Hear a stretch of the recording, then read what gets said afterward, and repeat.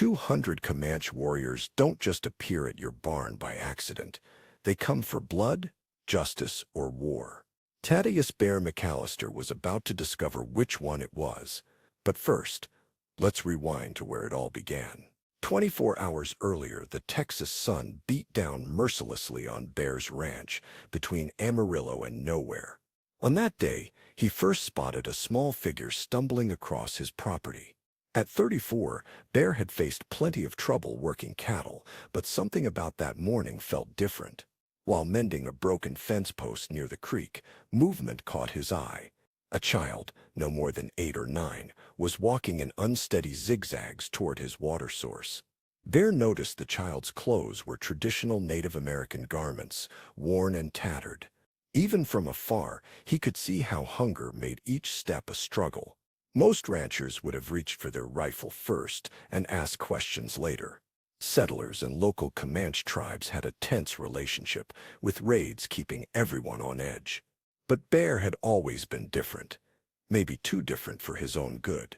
He set down his tools and walked slowly toward the child, hands visible and movements deliberate. As he got closer, he realized it was a young girl, her dark eyes too large for her thin face. Her lips were cracked from dehydration, and she looked up with fear and desperation. She spoke rapidly in Comanche, words he couldn't understand, but her meaning was clear. She was starving, likely hadn't eaten in days, her small hands gesturing toward her mouth. Then she pointed toward the creek, conveying a universal language of need. Bear considered his neighbors and what they would say if they saw him helping a Comanche child. He recalled warnings he'd heard in town about recent tensions with the tribes. He thought about the smart thing to do, the safe thing to do. Then he looked into those desperate eyes again and made the decision that would change everything. As he walked, he felt her tiny body trembling, whether from fear, hunger, or both. He moved quickly to prepare food, knowing she needed it desperately. He had leftover stew from the night before, still warm on the stove, and there was fresh bread he had baked that morning, filling the air with a comforting aroma. The smell of food seemed to revive the girl, and hope flickered in her eyes. For the first time, he saw something that might have been hope flicker in her eyes. As Bear ladled the stew into a bowl, something caught his eye that made his blood run cold. Around the girl's neck, partially hidden by her torn clothing, was a distinctive necklace. The beadwork and patterns were familiar. Bear had seen them before. Old Pete had described those exact patterns just last week. They were the ceremonial beads worn by the family of Chief White Bull, the most powerful Comanche leader. Bear's hand froze halfway to handing her the bowl. If this girl was who he thought, he wasn't just helping a hungry child. He was harboring the daughter of the man who could bring 200 warriors down on his head. But it was too late to change course now. The girl was already reaching for the food with shaking hands. Bear couldn't bring himself to turn her away. He handed her the bowl and watched as she ate with desperate hunger. She hadn't seen food in days. What Bear didn't know was that 20 miles away, a Comanche search party had just found her trail. The trail led directly to his ranch. Chief White Bull himself was riding at the head of that party. His face was a mask of fury and grief, promising trouble for whoever had taken his daughter. The girl finished eating and looked up at Bear with something that might have been gratitude. As the afternoon shadows began to lengthen across his property, Bear felt a growing unease. He couldn't shake the feeling that he'd just made either the best decision of his life or the last one he'd ever make. The girl fell asleep in Bear's chair within an hour, exhaustion overtaking her small body. Bear covered her with his only blanket, trying to convince himself he'd done the right thing.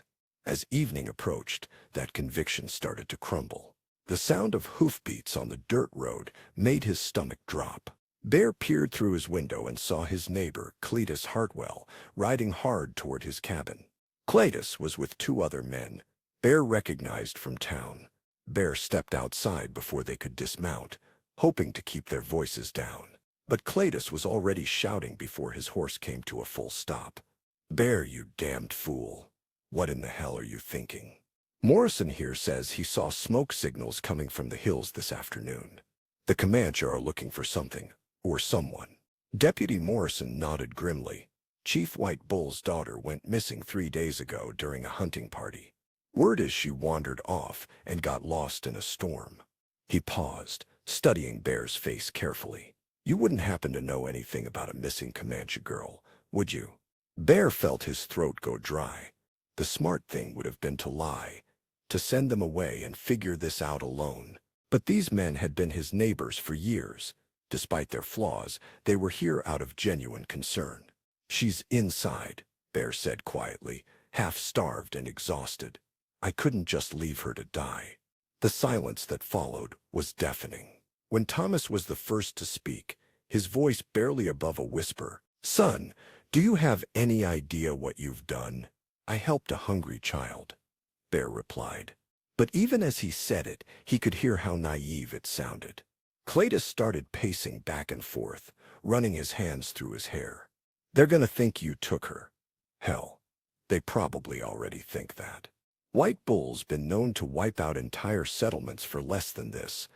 Deputy Morrison was already backing toward his horse. "I have to report this, Bear. It's my duty, but I'll give you a head start. Get her back to her people before they find you here." "In the dark?" Bear asked. "She can barely walk. And how am I supposed to approach a Comanche camp without getting shot full of arrows?" "That's your problem now," Morrison said, mounting his horse. "I'm riding to town to warn everyone else. If White Bull decides to make an example of you, he might not stop at just your ranch." As the three men rode away, Bear stood alone in the growing darkness, listening to White Bull's quiet breathing from inside the cabin.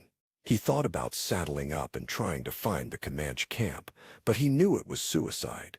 He thought about loading her into his wagon and trying to reach the nearest town, but that would only make things worse. The truth was, there was no good way out of this. Every option led to the same place, a confrontation with one of the most feared war chiefs in Texas. As if summoned by his thoughts, a new sound drifted across the plains, the distant rhythm of war drums growing closer with each passing minute. Bear's blood turned to ice. They weren't waiting for morning. The Comanche were coming tonight. Bear rushed back into the cabin, his mind racing. The war drums were getting louder, and he could now make out individual beats in the rhythm, slow, methodical, and absolutely terrifying. This wasn't the chaotic noise of a raiding party. This was something far more organized and infinitely more dangerous. The girl stirred in the chair, awakened by the sound of the drums. Her eyes opened wide, and for the first time since he'd found her, Bear saw recognition cross her face. She understood what those drums meant better than he did. She spoke rapidly in Comanche, pointing toward the door and then at herself. Even without understanding the words, Bear could see the panic in her movements. Communication felt impossible. Bear knelt beside her chair, speaking as calmly as he could manage. "I know you can't understand me, little one, but I'm trying to help you. Those drums, that's your people coming for you, isn't it?" The girl nodded vigorously. Then she grabbed Bear's shirt, pulling him toward the window. She pointed outside and held up both hands, opening and closing her fingers repeatedly. Bear counted along with her movements. She kept going until she'd counted to what looked like 200. Bear's legs went weak. 200 warriors. He'd been hoping for maybe a dozen angry braves that he could somehow reason with. But 200. That was enough to level every ranch for 50 miles. The drum stopped suddenly, and the silence that followed was somehow worse than the noise had been. Bear moved to the window and peered out into the darkness. At first, he saw nothing. Then, like ghosts materializing from the night itself, he began to make out shapes moving across his property. They came in perfect formation. Warriors on horseback spread out in a wide semicircle. That was slowly tightening around his cabin. Even in the moonlight, Bear could see the war paint on their faces, the feathers in their hair, the weapons in their hands. These weren't men who had come to negotiate. The girl tugged on Bear's sleeve again, this time gesturing toward herself and then toward the door. She wanted to go to them, but Bear couldn't tell if that would help or make everything worse. What if they thought he'd hurt her? What if they didn't believe she'd come to him willingly? A single voice called out from the darkness, speaking in English with a heavy accent but perfect clarity. "White man, we know you have taken something that belongs to us. Send out the girl, and perhaps you will live to see morning." Bear's mouth went dry. The voice carried absolute authority. This had to be Chief White Bull himself. Bear had heard stories about the man, how he'd united several tribes under his leadership, how he'd never lost a battle against the cavalry. And now Bear was about to face him, across the barrel of a conversation that could end with everyone dead. Bear stepped toward the door, but the girl grabbed his arm with surprising strength for someone so small. She shook her head frantically and pointed to herself, then made a gesture across her throat. She was trying to warn him about something. But what? Then it hit him like a lightning bolt. The girl wasn't just the chief's daughter. She was the chief's only daughter. In Comanche culture, that made her invaluable. Not just as family, but as the future of the bloodline. If anything had happened to her while in Bear's care, even if it wasn't his fault, White Bull would have no choice but to make an example of him that other settlers would never forget. He realized with growing horror that saving the girl's life might have been the easy part. Now he had to prove to 200 armed warriors that he'd saved her, not stolen her. But he had about 30 seconds to figure out how to do that before Chief White Bull lost his patience. Bear made the hardest decision of his life. He opened the cabin door and stepped outside. The sight that greeted him was something straight out of his worst nightmares. 200 Comanche warriors sat motionless on their horses, forming a perfect circle around his property. War paint gleamed in the moonlight, and every weapon was pointed directly at him. At the front of the formation sat a man who could only be Chief White Bull, massive and imposing, silver streaked through his long black hair, and eyes that seemed to burn with barely contained fury. The girl ran toward her father, calling out in Comanche. But instead of the joyful reunion Bear expected, White Bull's expression grew even darker. The chief dismounted and knelt beside his daughter, examining her carefully, while she spoke rapidly, gesturing back toward Bear in the cabin. Bear couldn't understand the words, but he could read the chief's body language. Every muscle in White Bull's frame was coiled like a spring, ready to explode into violence. Whatever the girl was telling him, it wasn't making things better. Finally, White Bull stood and walked toward Bear, with slow, deliberate steps. The other warriors remained mounted but shifted their weapons, the subtle movement creating a sound like rattlesnakes preparing to strike. "My daughter tells me you fed her," White Bull said, his English precise and cold. "She tells me you gave her shelter." He stopped just outside arm's reach, close enough that Bear could see the intricate scars on the chief's chest, marks of countless battles won and enemies defeated. "Yes," Bear replied, his voice steadier than he felt. "She was starving. I couldn't let a child die." White Bull studied him for a long moment. "She also tells me you saw the sacred beads of our family around her neck. You knew who she was, yet you did not immediately return her to us." Bear's heart sank. This was it, the moment everything went wrong. I was going to bring her back in the morning. She was too weak to travel at night." "Perhaps," White Bull said, "or perhaps you thought to keep her as a prize, to trade her back to us for cattle or horses or safe passage through our lands." The accusation hung in the air like smoke from a funeral pyre. Bear could feel the weight of 200 pairs of eyes on him, warriors waiting for their chief's signal. "That's not true," Bear said. "I never wanted anything from you. I just couldn't watch a child die." "If you were Bear, what would you do? Would you throw yourself on the mercy of a war chief? A war chief who'd never shown mercy to any white man? Or would you stand your ground? Defend your actions, even if it meant certain death? Tell me in the comments. I need to know which side you'd choose, because what Bear decided next would determine whether the sun would rise on peace or on a war that would consume the entire territory. White Bull raised his hand, and every warrior drew back their bowstrings in perfect unison. The sound of 200 arrows being knocked at once was like death itself taking a breath. "You will prove your words," the chief said quietly, "or you will die where you stand." Bear's mind raced as he stared at 200 arrow points glinting in the moonlight. How do you prove goodness to a man who's seen nothing but evil from your kind? Then inspiration struck like lightning. "Your daughter was wearing this when I found her," Bear said, slowly reaching into his pocket. But he pulled out a small piece of torn fabric, part of the girl's original clothing, that had caught on his fence post. "I kept it because I thought you might want proof that I didn't harm her." White Bull examined the fabric, recognition flickering in his eyes. It was indeed from his daughter's ceremonial dress, the one she'd been wearing when she disappeared. "She came to my water source," Bear continued, his voice growing stronger.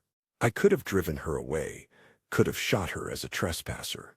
Instead, I carried her to my home. I gave her my own food, my own blanket.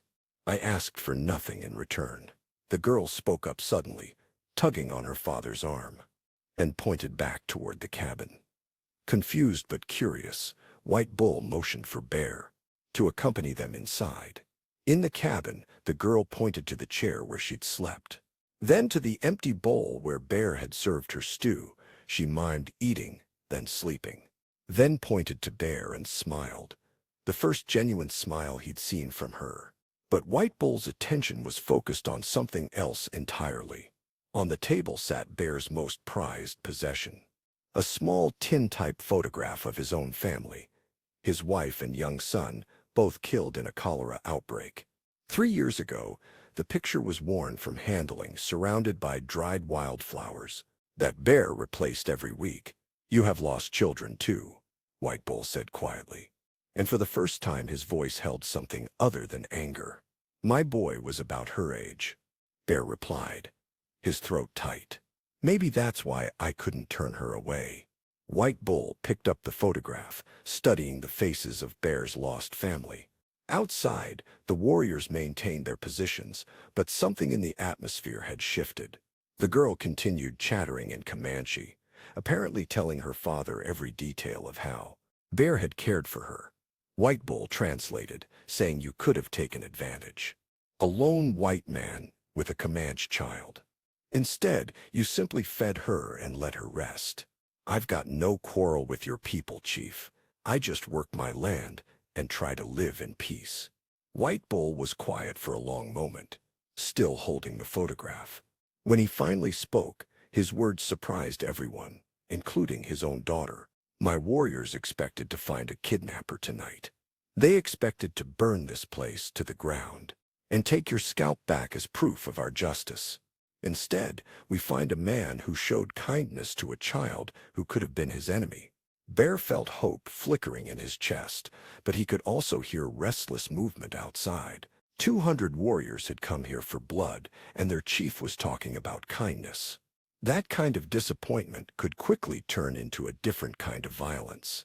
"But there is still a problem," White Bull continued, and Bear's hope crumbled. "My warriors cannot return empty-handed. They cannot tell their wives and children that we rode out to punish a crime and came back with nothing but words." Bear's blood turned cold. "What are you saying?" "My people expected justice tonight, and if they don't get it..." White Bull gestured toward the door, where the sound of increasingly agitated voices could be heard. "Some of my young warriors believe that any white man who touches a Comanche child must pay the price.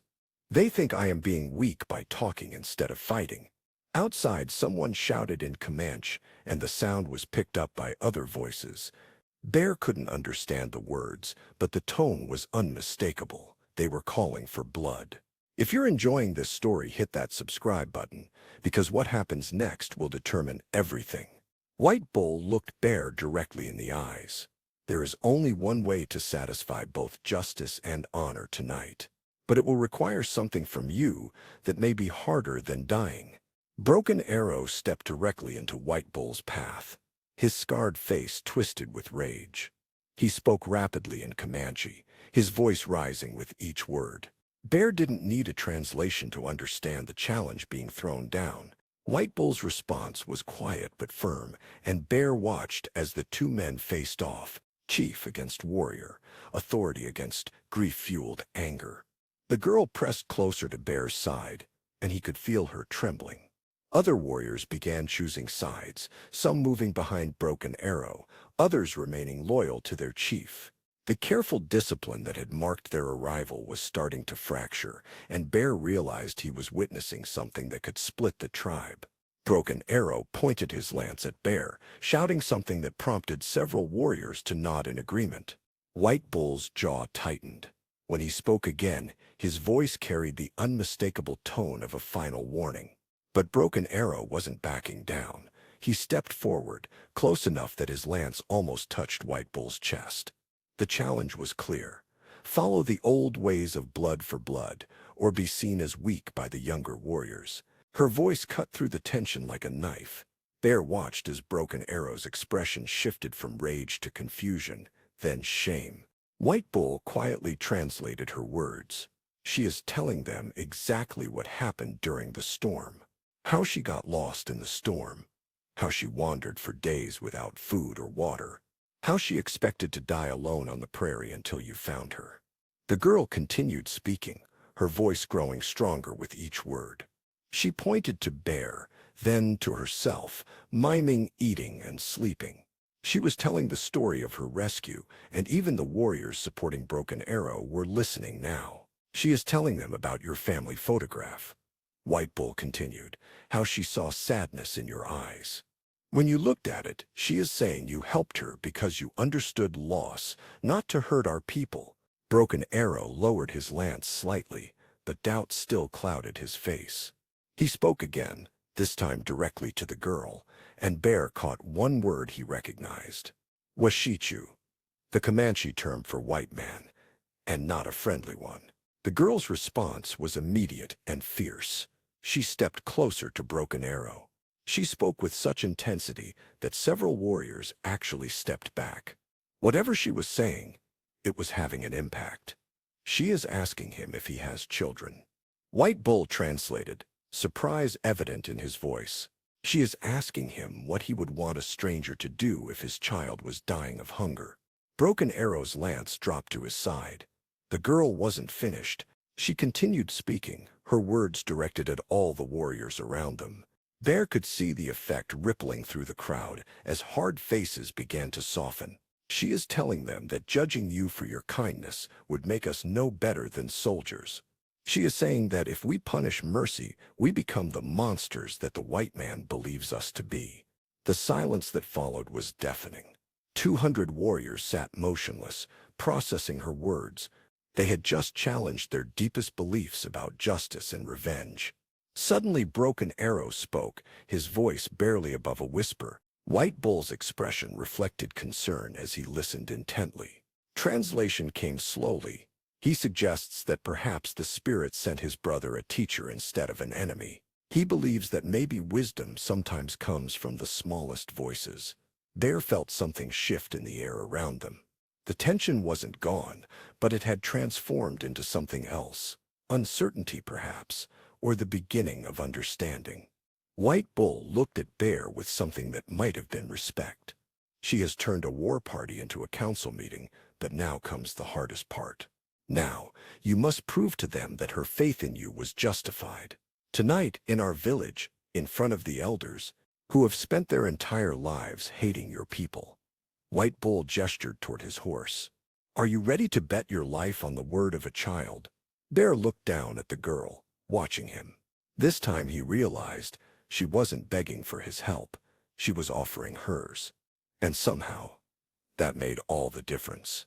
The ride to the Comanche village took 3 hours, through terrain that Bear had never seen before, hidden canyons and secret paths his people had never discovered.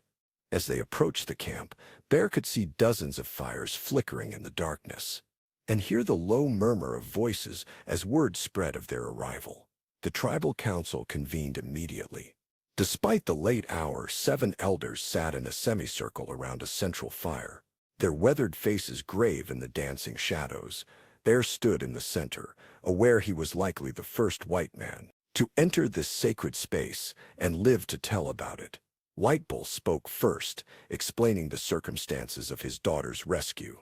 Then came Broken Arrow, who, despite his earlier change of heart, still argued for traditional justice. The debate went back and forth in Comanche for what felt like hours, with Bear understanding nothing. But her words carried the weight of absolute conviction. She spoke for nearly 10 minutes, never once looking away from the elders' faces. When she finished, the oldest member of the council, an ancient man, asked her a single question. Her answer was immediate and unwavering. White Bull turned to Bear. He asked her if she truly believes you would risk your life to save a Comanche child again. Knowing what it might cost you, she said yes. Without hesitation, the elders conferred among themselves in whispers. Bear's heart pounded as he waited for their decision, knowing these next moments would determine whether he lived. The white-haired elder stood slowly, his joints creaking with age. When he spoke, his voice carried the authority of decades of wisdom. He says, "White Bull conveyed that the spirits have sent us a test tonight.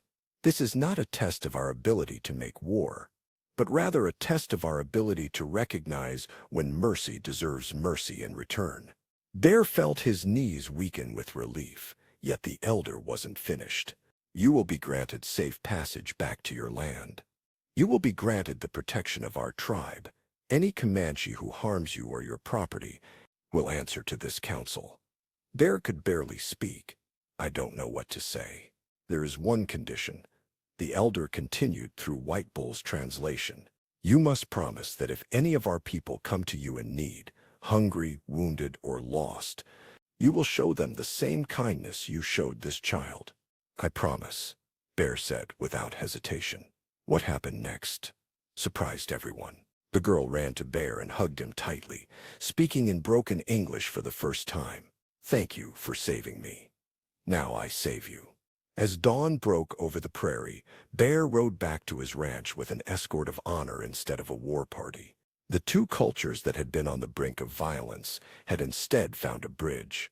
This bridge was forged through one cowboy's simple act of kindness. Bear's ranch became a neutral ground where Comanche and settlers could meet safely. He never got rich, never became famous, but he lived the rest of his life knowing that sometimes the smallest acts of mercy can prevent the greatest tragedies. Every year on the anniversary of that night, a young Comanche woman, no longer a starving child but a respected member of her tribe, would visit Bear's ranch to share a meal. They would remember the moment when two worlds chose understanding over warfare. The girl who had once begged for food became a translator and peacekeeper between the tribes and settlers. Bear lived to be 73, dying peacefully in his sleep, surrounded by friends from both cultures. They had learned that courage isn't always about fighting. Sometimes it's about knowing when to feed a hungry child instead. If you're loving these incredible true stories from the Old West, hit that subscribe button, because we've got so many more tales of courage, conflict, and unexpected heroes waiting for you. Now click on the video on the screen to hear a story even better than this one, with a twist so powerful you won't forget it anytime soon.